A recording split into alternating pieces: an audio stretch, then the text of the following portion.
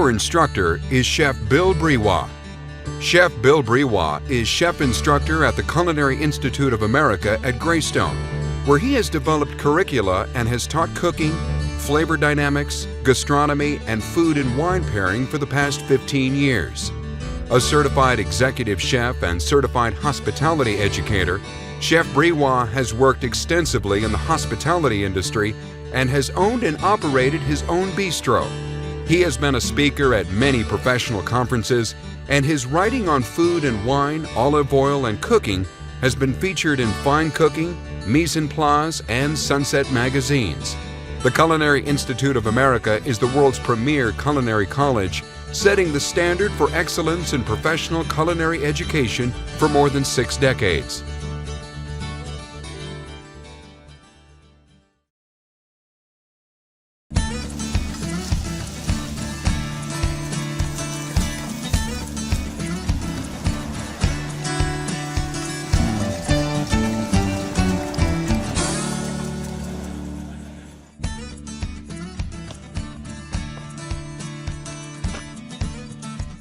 How is it that a chef can go to the supermarket and come home and in short order put together a beautiful meal? Today I'd like to take you inside the mind of a chef and see if we can't uncover some strategies that you could use to put together quick meals as well. First thing I think is important to realize is that when a chef comes into the kitchen, they're focused and they're on. They get things started. So even before I put away the groceries, I'm going to make sure the oven is on. And even before I put away the groceries, I'm going to start the stovetop so that I have some pans going here. These are going to have to get hot one way or the other, so we might as well get them started now. There's a truism in the kitchen, and that is, if you don't start it, you're never going to get it done. So hot pan, the oven is on. And today, I'm going to be cooking ossobuco. This is braised veal shanks. Let's see what we've got here. So, there they are. This little trick right here is a great one. Put a piece of wax paper or parchment paper down, and you don't have to wash your entire cutting board. Now, it might be surprising to you to think that I'm going to braise veal shanks and that's a quick recipe. No, it's not a quick recipe. But this is a recipe that once it's started does not need your attention. You can have it cooking very happily for an hour or two while you can be busy with other things. I've got a couple of other strategies that I'll share with you later on. So let's get started here. This is the leg of a cow, and the closer you get to the ground on the cow, the tougher the meat becomes. So this is very, very tough. You can think of this meat as 2 engines that just move the animal around, and all the rest of the cow, the tender part, holds those 2 engines together. So first thing I want to do is I want to truss this meat, and I'm going to take a piece of string and go around the outside, and I'll tell you the reason for this. And that is simply that when it cooks, it gets very, very tender.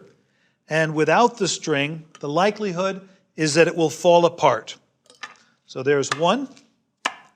I'm going to go around, just like I'm tying my shoe, go under once, and then do yourself a favor and go under a second time.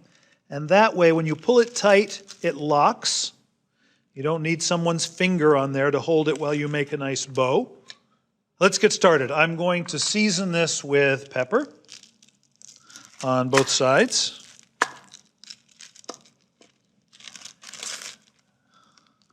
And I'm going to season with salt, also on both sides.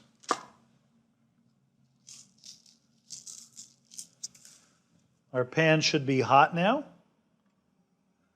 I'm going to dredge this in flour. And what the flour does is it captures all of the juices from the meat as they come out of the meat. When you're heating a pan like this, do exactly what we're doing right now, and that is heat the pan first, get a lot of energy into that pan. Don't put the oil in until the pan is hot. That way, the oil won't burn. of the two of these, oil and the pan, this one is delicate. This one can only withstand a certain amount of heat. The pan, not so delicate. All right, I think we've got a hot pan here. I've got my tongs. In goes some oil. And when the oil creeps around the pan like that, that's a great sign. I sort of imagine the oil is smiling at me. And the meat goes directly into the pan. I'm not going to overload the pan with so much food that it won't brown. I'm going to take this paper, and that just goes into the garbage. We'll get things cleaned up. Now that this has started, it'll probably take 4 or 5 minutes for the meat to brown. Plenty of time for me to get busy unpacking the groceries and then periodically check up on it. So if you have a look, you can see it's beginning just to brown. As a chef, I'm getting a little impatient. And so I've got another pan, and in this pan, I'm going to start the next piece of preparation. So this can happen while this is happening as well. I'm going to turn up the heat just slightly, and we're going to create an aromatic foundation for braising this meat. I'm going to cook some onions, some celery, and some carrots. Again, in goes oil. This time I'm not as interested in browning those vegetables, just cooking them until they're tender. Let's see how we're doing here. Nice brown color. Very nice. All right. So the pan here is hot, and in goes onions. Diced onions. It's very typical in a recipe like this that the onions would go in first. They have a harsh sulfurous quality, and this really takes that from it and turns it into sweetness. The way you know that's happened, it'll begin to smell different, but more than that, the onion will become translucent, and that's the indication that that harsh sulfury quality has passed on. Okay, the onions are translucent. The meat is browning nicely. Let's go ahead and add celery. And let's add carrots. Now, these vegetables were diced up. This was just grated. This is carrots. And I'm going to put those in as well. The idea with this particular braised dish, this osso buco, is that all of these vegetables will lend their body and their texture to the finished dish. I'm just going to tell you that you could also prepare the dish just the way I'm doing it now, and then put it into a slow cooker. Put it into a crock pot, and it could cook very happily overnight. Put it on before you go to bed, take it off in the morning, or before you go to work in the morning, turn it on, and when you come home, dinner's waiting. All right, so here's some tomato paste. That goes in. And the French have a word for this, pansage, where you just brown the tomato paste a little bit to take a little bit of the harsh edge off of it and make it richer. Doesn't take very long. And then tomatoes. So this represents our flavor base. We need some liquid to cook these in. Any cut of meat like this that's tough and has a lot of collagen and connective tissue needs to be cooked after it's browned slowly in liquid. What that will do is it will make this meat tender. The collagen will melt into gelatin and give this dish a wonderful, wonderful mouthfeel. But the question is, what is the liquid that we're going to cook this in? If you were to look up osso buco in a cookbook right now, I can guarantee you they would have you cook it in veal stock. It's veal, use veal stock. But take a look at what we're going to use. I'm going to add some wine. to this pan. In addition to wine, I'm going to add some carrot juice, and I'm going to add some orange juice. And what you see coming together here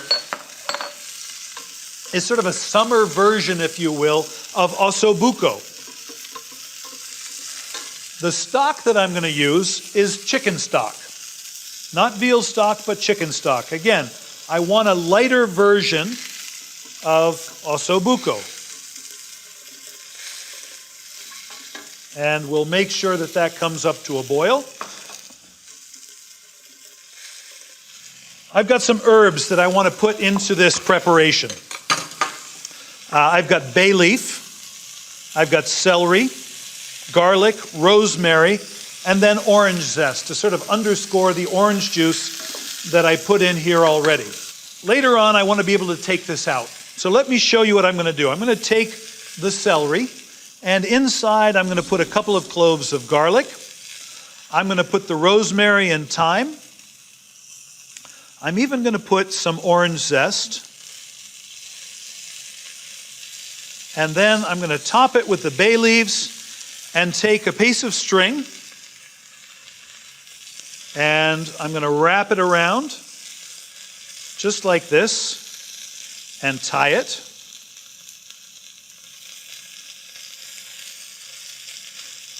In the French tradition, they would call this a bouquet garni, a little bouquet of garnishes that can go right into the pot.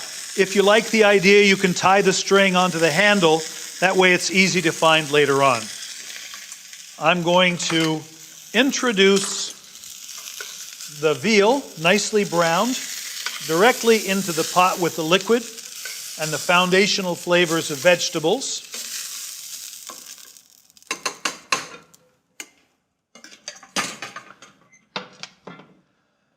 And this is going to cook in the oven. This is just coming to a boil right now. A tight-fitting lid goes on. I'll open the oven door.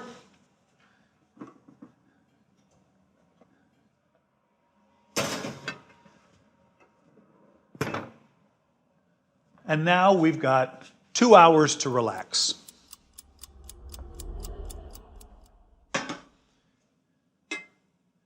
And you can see it's just bubbling away nicely, not too aggressively. Let me take one of the pieces of meat out and we'll have a little look at it.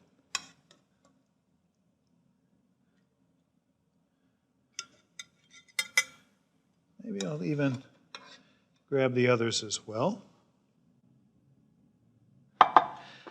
The way to determine doneness on a piece of braised meat is to take a sharp knife and just pierce the meat. And the knife should go in easily, but more important than that, the knife should come out as easily. So with a sharp knife, sometimes it feels like the knife goes in quickly and easily, but when you pull it back, the meat hangs on a little bit. That's not what you want. The knife should go in very, very easily and then come out just as easily. So this is fine. Let me set it up here for right now.